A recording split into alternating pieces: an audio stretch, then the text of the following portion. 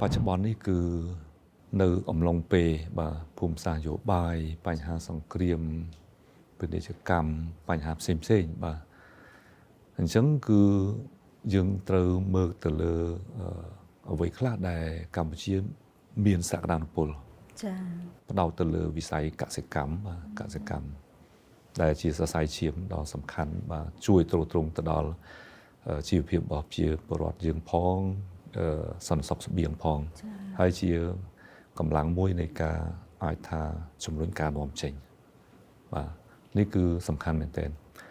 នៅក្នុងនឹងដែរគឺខ្ញុំបានជជែកពិភាក្សាជាមួយនឹង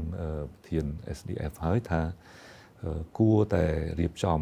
ឲ្យមានសិក្ខាសាលាមួយបាទធ្វើការផ្សព្វផ្សាយមកដល់ធុរជនសមាជិករបស់សមាគមយើងដើម្បីឲ្យជ្រាបថារួមគ្នាយើងអាចផលិតនៅពលកម្មជំនាញអ្វីខ្លះទៅតាមតម្រូវការទីផ្សារចង់បានដែលសមាជិកសមាគមយើងបាននឹងកំពុងវិនិយោគនឹងបាទហើយទន្ទឹមនឹងយើងក៏ត្រៀម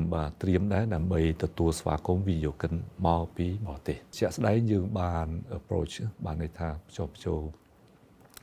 វិនិយោគិនបរទេសថាឥឡូវនេះគឺវិស័យអចលនទ្រព្យដីធ្លីត្រឹងបាទអញ្ចឹងវិស័យឧស្សាហកម្មមិនបញ្ហាទេដោយសារតែកម្ពុជាយើងជាប្រទេសមួយដែលខ្លាំងខាងផលិតអញ្ចឹងយើងត្រូវការអ្នកវិនិយោគចូលមកក្នុងខ្សែសង្វាក់កែច្នៃនៅក្នុងប្រព័ន្ធឧស្សាហកម្មអញ្ចឹងនៅក្នុងនឹងដែរគឺយើងពិតជាត្រូវការមែនទែនបាទដើម្បីត្រៀមបណ្ដុះពលកម្មជំនាញផ្ដល់ជូនទៅដល់អ្នកវិនិយោគទាំងក្នុងប្រទេសនិងក្រៅប្រទេសហើយនោះហើយគឺជាអ្វីដែលយើងបាននឹងកំពុងដាក់នៅរបៀបវគ្គដើម្បីរៀបចំនៅពេលខាងមុខនឹងនេះគឺជាចំណុចសំខាន់មែនទែនខ្ញុំលើកឧទាហរណ៍ជាក់ស្ដែងមួយបាទជាក់ស្ដែងមួយដែលខ្ញុំបានបោះទុននៅក្នុង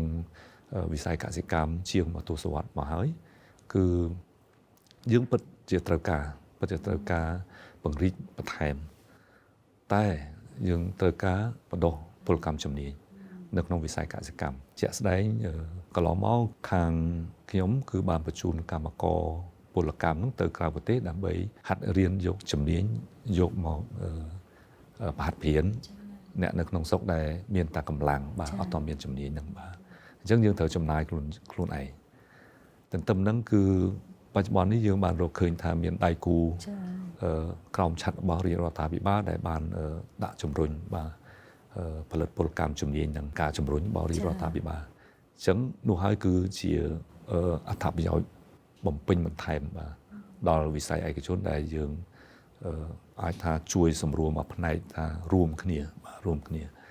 ហើយក្រៅពីនឹងនៅមានស្ថាប័នឯកជនអន្តរជាតិដទៃទៀតបាទដែលបាននឹងកំពុងចូលរួមជំរុញនៅក្នុងវិស័យនឹងដែរកម្មវិធីដែលសំខាន់នោះគឺ